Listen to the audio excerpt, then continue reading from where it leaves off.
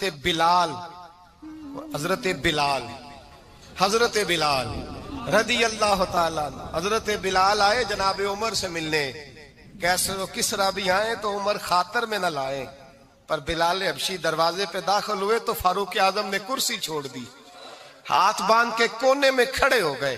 کالا رنگ ہے، نام بھی لکھنا نہیں جانتے، زمانے میں تعارف کوئی نہیں. حضرت عمر نے ہاتھ باندھا ہے. لوگ کہنے لگے عمر تو کیسے ہو، کسرا سے نہیں ڈرتا، یہ کون آ رہا ہے جس کے لیے تیرا اتنا استقبال ہے؟ حضرت عمر کہنے لگے چپ کر جاؤ، اس کی بات نہ کرنا، اسے آنے دو، اسے آنے دو، اس کی بات نہ چھیڑنا.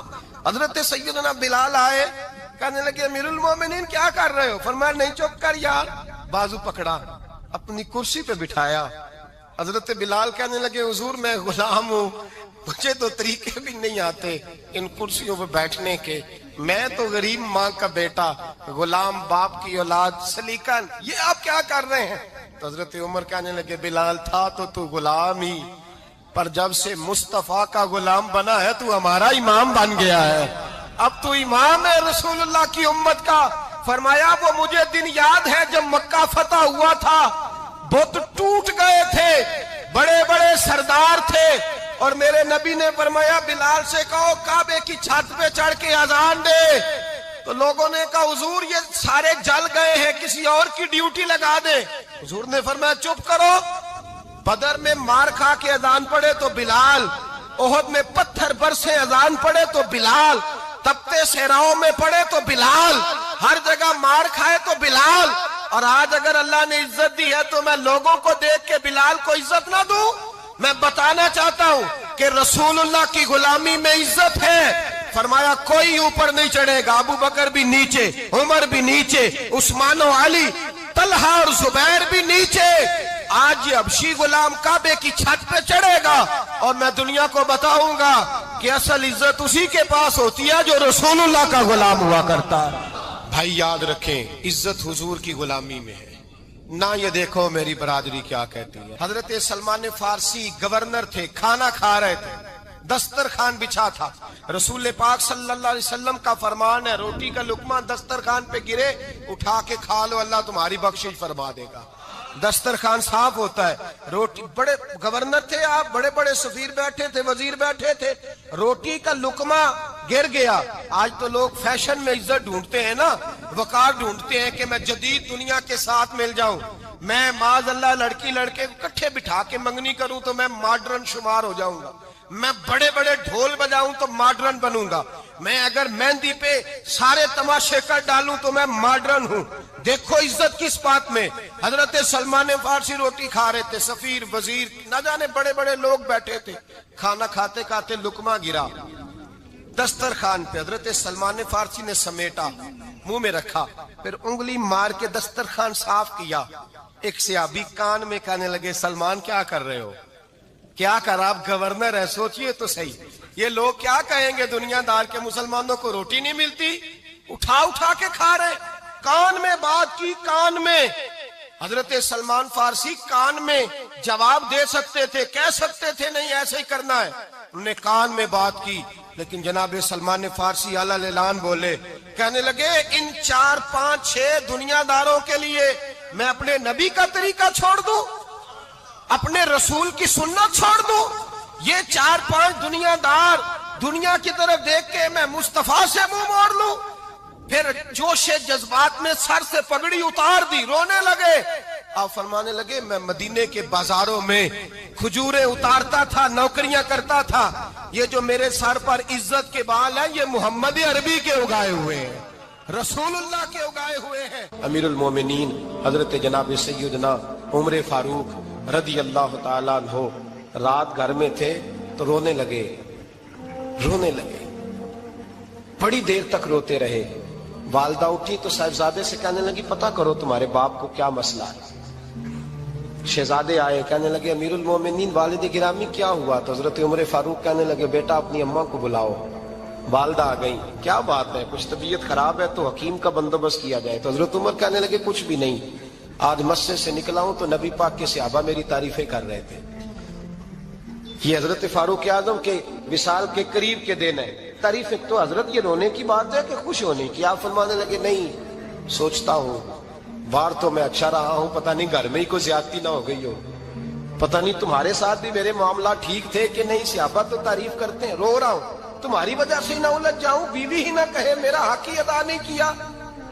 ये लफ्ज कहते कहते पहाड़ है ये शख्स, कैसर किसरा कांपते हैं। हजरत उमर रो पड़े, बीबी से कहने लगे मुझे अल्लाह की रजा के लिए माफ नहीं कर देती? मेरे ऊपर बोझ था उम्मत का, मैं सारी रात मदीने की गलियों में फिरता था, दिन सारा मस्जिद में गुजरता था, मैं तुझे वक्त नहीं दे पाया, माफ नहीं कर देती? तो ज़ौजा कहने लगी नहीं उमर, मैंने भी जिंदगी में अपना कोई सुख चैन नहीं देखा, कोई चाव पूरा नहीं किया, मैं कैसे माफ कर दूं? मैं नहीं माफ करती। हजरत उमर जमीन पे बैठ गए, रोने लगे, कहने लगे चल माफ कर दे। कहने लगी एक वादा करो, कयामत के दिन रब करीम की बारगाह में मेरी सिफारिश करोगे? अल्लाह की बारगाह में अर्ज करोगे कि अल्लाह अच्छी थी, मुझे कपड़े धो के देती थी, रोटी पका के देती थी, मेरी इज्जत की मुहाफिज थी? जनाब उमर कहने लगे तेरे साथ वादा है, रब अपने फजल से उमर को जन्नत देगा तो उमर तुझे जन्नत में साथ लेकर के जाएगा। बुखारी शरीफ में हदीस है, काजी अय्याज मालिकी रहमतुल्लाह अलैह ने बड़ी तफसील से लिखी है। रावी हजरत अनस बिन मालिक हैं। एक बंदा बड़ी दूर से आया नबी पाक सल्लल्लाहु अलैहि वसल्लम की जियारत के लिए, बड़ी दूर से। अरब के जो सरदार होते थे उनके बड़े नाज नखरे होते थे, वो खैर आज भी हैं। प्रोटोकॉल का माहौल आज भी, यानी वजीर साहब के आगे दो चार गाड़ियां ना हो तो उनको मजा ही नहीं आता। पुलिस वाले आगे पीछे भागे तो हालांकि उनको नहीं पता कि जो पुलिस वाले आगे पीछे भाग रहे हैं ना, ये हुकूमत बदली तो गिरफ्तार करने भी इन्होंने ही आना है, लेकिन वो बड़ा मजा आता है जब लोग गाड़ी के पीछे भागते हैं। क्या बात है जनाब, बड़ी बात। और हमारी तबीयतों में पता नहीं कौन सी, तो नबी पाक सल्लल्लाहु अलैहि वसल्लम की खिदमत में वो शख्स बड़ी दूर से आया। तो अरब के बादशाहों का मिजाज था, प्रोटोकॉल बड़ा चाहते थे। उनका तो ये तरीका था कि हुक्मरानी करनी है जैसे भी हो। अगर किसी गुलाम ने धूप में बंधा रह गया, ऊंट और छांव में नहीं बांधा तो दुर्रे मारते थे, और अगर उसने खोल के बांध दिया तो फिर भी मारते थे। कहते थे इतना सियाना हो गया तो उन्हें पूछा ही नहीं, खुद ब खुद ही बांध दिया। वो शख्स हुजूर की बारगाह में आया और बहुत सारे लोगों के पास क्योंकि वो जाता था अपने सरबराह का पैगाम लेके, तो वो कांप रहा है जब हुजूर की बारगाह में गया, डर रहा है। अब जरा बात को समझना, नबी पाक सल्लल्लाहु अलैहि वसल्लम ने उससे फरमाया क्यों डरते हो? सादा आदमी है, देहाती है, बद्दू है। अल्लाह के रसूल ने थप की दी, क्यों डरते हो? तो कहते हुजूर मुझे आदाब नहीं आते और मुझे डर आता है, कोई बात अगर ऐसी हो गई, आप मदीने की हुकूमत के सरबराह हैं, तो कहीं आप नाराज ना हो जाएं। हजरत अनस बिन मालिक फरमाते हैं बात कहाँ की थी, पहुंच कहाँ गई? जब उसने ये कहा ना कि आप तो हुकूमत के सरबराह हैं, कहीं कोई गलती ना मुझसे हो जाए, तो नबी पाक की आंखों में आंसू आ गए। हुजूर रोने लगे और नबी पाक सल्लल्लाहु अलैहि वसल्लम फरमाने लगे ना भाई, तो किसी हुकूमत के सरबराह के पास नहीं आया ना, तू तो उस बेटे के पास आया है जिसकी माँ गोश्त के खुश्क टुकड़े खा के भी गुजारा कर लेती। मैं तो एक गरीब माँ का बेटा हूं।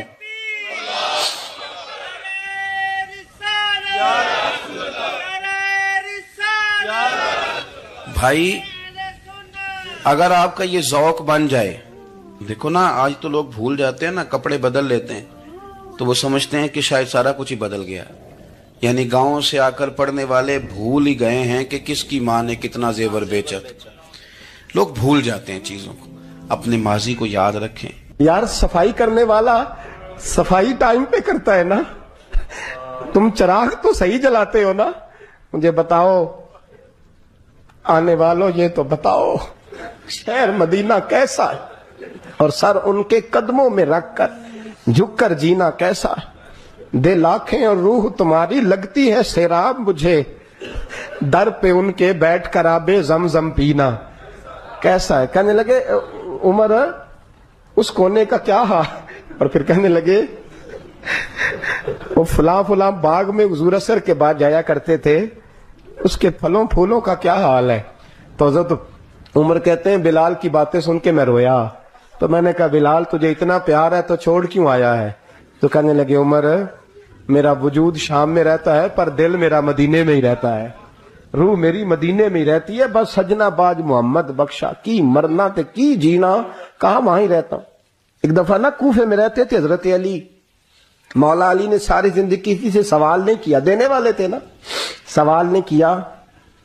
ایک بڑی خوبصورت قندیل ایک شخص لایا, خوبصورت لالٹین بنی ہوتی تھی وہ, اور اس میں تیل مٹی کا نہیں ڈالتے تھے, خوشبو والی کوئی چیز ڈالتے تھے تو وہ جلتی تھی. وہ لایا کوفے کی جامع مسجد میں, حضرت علی کوفے آ گئے, کہا حضور یہ جلا لے.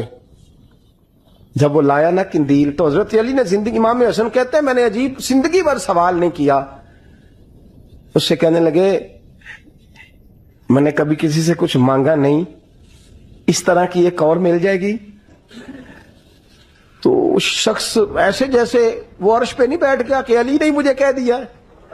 کہنے لگا حضور مل جائے گی. فرمانے لگے لے آؤ. کہتے ہیں وہ لے کے آیا. تو جب وہ لایا تو پہلے والی قندیل کو اتنا نہیں, اس قندیل کو سینے سے لگایا, اپنا امامے کا پلو لے کے حضرت علی نے پوچھا. پھر آنکھوں میں آنسو آئے. امام حسن کہنے لگے ابا جی میں سمجھ نہیں پا رہا, یہ آپ نے تو زندگی بھر بھوک کاٹی ہے, سوال نہیں کیا, تو یہ کیا ہے؟ کہنے لگے مجھے بڑی پسند آئی تھی, دل کرتا ہے ایک لے لوں اور میں حضور کی مسجد میں بھی بھیج دوں, میں مدینے میں بھی بھیج دوں.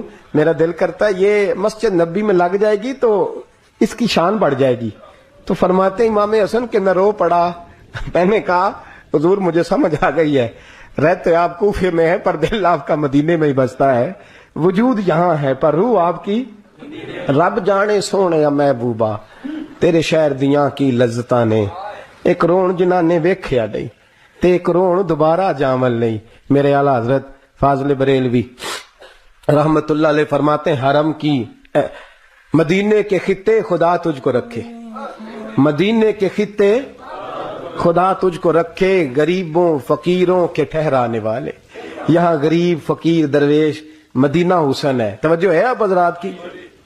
میں 2010 میں گیا تھا, اماں جی جب میں جانے لگا تب بھی میں روتا ہی گیا. واپس آیا تو میں اپنی والدہ سے میں نے کہا کہ اماں یہ کہیں خامی ایمان ہی نہ ہو. میں مدینے سے پلٹ آیا, میں بڑا تڑپا. میں نے کہا اماں جی وہ جانے کی جگہ تو ہے پر دوبارہ آنے کی جگہ نہیں, وہاں سے دوبارہ آنا نہیں چاہیے. وہاں سے سب سے مشکل مرحلہ مدینے سے لوٹنا ہے, آنا نہیں چاہیے. تو میری اماں مجھے کہنے لگی اللہ تجھے بار بار بلائے گا, دعا کرنی چاہیے, رونا نہیں چاہیے. بزرگوں کا درویشوں والا جو انداز تھا. اور پھر میں دوسری دفعہ عمرے پہ گیا تو ایک شعر تھا مظفر وارسی کا, تو میں وہ پڑھ رہا تھا. میں نے کہا کہ دوبارہ آنے کی آرزو ہے, کہ خود کو پانے کی آرزو ہے, جو حج پہ احرام باندھتے ہیں اب وہ باندھ کے آنے کی آرزو ہے. تو میں نے تو ایک حج مانگا تھا, اللہ نے 2 عطا فرما دی. یہ مصطفیٰ کے مدینے کی شان ہے, یہ رسول اللہ کے شہر کی شان ہے. تو میرے دوستو اللہ بڑا بے نیاز ہے. وہ میرے جیسے لوگ, میرے جیسے, سچی بات ہے, میرے جیسے لوگ اس کا, میں کبھی بھی مدینہ منورہ میں حاضر ہو کے لوگ اور باتیں سوچتے رہتے ہیں اور میں مسجد میں بیٹھا ہوتا ہوں. تو میں جب پہلی دفعہ گیا تھا تو ایک بی بی بیٹھی تھی, سادی سی عورت, رات کو, تو اپنا زبان یار من ترکی بگویم پنجابی میں وہ بات کر رہی تھی. تو وہ جملے اس کے مجھے یاد رہتے ہیں جب میں مدینے جاتا ہوں. سادی بی بی جنت البقیع کے باہر بیٹھی, تو بوڑھی اماں سادے سے کپڑے, تو شعر پڑھ رہی تھی. وہ کیا شعر تھا اس کا, کوئی وہ اس پہ شاعرانہ ردیف کافی یہ پورے نہیں اترتے. لوگ کہیں گے یہ مصرع شاید لحاظ سے ٹھیک نہیں ہے, سند کے لحاظ سے, لیکن اس کا انداز تھا نا تو تھا بڑا با کمال. وہ وہاں بیٹھی پتہ کیا کہہ رہی ہے, ویکھو نہیں ویکھو کہ ڈے کرم کمائے سوں. لوگ کہیں گے ردیف کافی کے لحاظ سے شاید ٹھیک نہیں, لیکن اس کی فکر کتنی ٹھیک ہے, سوچ کتنی ٹھیک ہے. کہتی ویکھو نہیں ویکھو کہ ڈے کرم کمائے سوں, میرے جے گندے مندے در تے بلائے سوں. سید عالم صلی اللہ علیہ وسلم کے وصال ظاہری کے ایام قریب آئے تو حضور نے سرخ پٹی باندھی. تیز بخار ہے نبی کریم کو, 2 صحابہ سہارا دے کے مسجد میں لائے. نبی پاک علیہ السلام کو بظاہر سہارا دے کے لایا گیا. کریم رسول نے لوگوں کو جمع کیا, حضور آج کیا ہونے والا ہے, آج کیا کہا جائے گا, آج کس لیے میٹنگ بلائی ہے. نبی کریم کے کل صحابہ جب مسجد میں جمع ہوئے تو کھچا کھچ مسجد بھری ہے. وصال ظاہری سے چند یوم پہلے کی بات. نبی پاک نے فرمایا آج تمہیں کوئی جہاد کی ترغیب نہیں دینی, آج کوئی نیا پیغام نہیں دینا, آج تمہیں بتانا ہے کہ رب نے اپنے بندے کو اختیار دیا ہے, چاہے تو دنیا میں رہے چاہے تو اس کی بارگاہ میں حاضر ہو جائے. اس عبد نے بارگاہ ربوبیت کی طرف لوٹنے کا ارادہ کر لیا ہے. حضرت صدیق اکبر رونے لگے تو صحابہ نے کہا تمہیں کیا ہوا؟ کہنے لگے سمجھ نہیں رہے، کسی کی بات نہیں کر رہے، نبی پاک تو اپنی بات فرما رہے ہیں، اس نے جانے کا ارادہ کر لیا۔ سنیے میرے بھائی، محبوب پاک نے فرمایا بھائی کسی شخص کو میری طرف سے کوئی تکلیف پہنچی ہو تو بدلہ لے سکتا ہے، بدلہ لے سکتا ہے، کسی کو تکلیف پہنچی ہو۔ صحابہ پھوٹ کے رونے لگے، محبوبہ کرم ہی کرم ہوا ہے، رحمت ہی رحمت آئی، آپ کے بارے میں گمان کرنے والا بھی دائرہ ایمان سے نکل جائے گا۔ حضور آپ کیا فرما رہے ہیں؟ فرمایا نہیں بھائی اٹھو۔ پیچھے سے جناب عکاشہ بن محصن اٹھے، ہاتھ کانپتے ہیں، آگے بڑھے، کہنے لگے یا رسول اللہ، ایک جنگ کے موقع پر آپ نے درہ مارا تھا، ننگی پیٹھ پر صفیں سیدھی کراتے، بات دل میں رہ گئی ہے، میں نے بدلہ لینا ہے۔ نبی کریم نے فرمایا بلال دوڑ کے جاؤ، فاطمہ کے گھر درہ پڑا ہے، درہ لاؤ۔ سیدنا بلال حبشی کہتے میں گیا، دستک دی، سیدہ طیبہ طاہرہ حضرت فاطمہ فرمانے لگی بلال کیسے آئے ہو؟ اماں جی وہ درہ چاہیے تھا۔ سیدہ کو تشویش ہوئی، کہنے لگے بلال نہ تو جنگ پہ جانا ہے، نہ جہاد ہے، نہ کوئی ایسا موقع ہے، حضور کی تو طبیعت مبارک بظاہر بڑی علیل ہے، درہ کیا کریں گے؟ حضرت بلال عرض کرنے لگے اماں جی ایک صحابی بدلہ لینے لگے ہیں، صاحب طبقات نے جملے لکھے ہیں، کہتے ہیں بی بی صاحبہ نے درہ بھی دیا اور امام حسن حسین کو بھی باہر نکالا۔ فرمانے لگی عکاشہ سے کہنا 100 درے مارے، ان دو شہزادوں کے جسم پر نبی پاک کے قریب نہ جائے، میں نے 2 بچے پیدا ہی اپنے محبوب پر قربان کرنے کے لیے کیے، ان کو لے جائے۔ حضرت بلال کہتے میں 2 شہزادے لے کے آیا، اور جب دروازے میں میں لے کے پہنچا تو نبی پاک نے دیکھا تو آنکھوں میں آنسو آ گئے، فرمایا ان کو بٹھا دو، مجھے پتا ہے فاطمہ نے کیا کہہ کے بھیجا ہے۔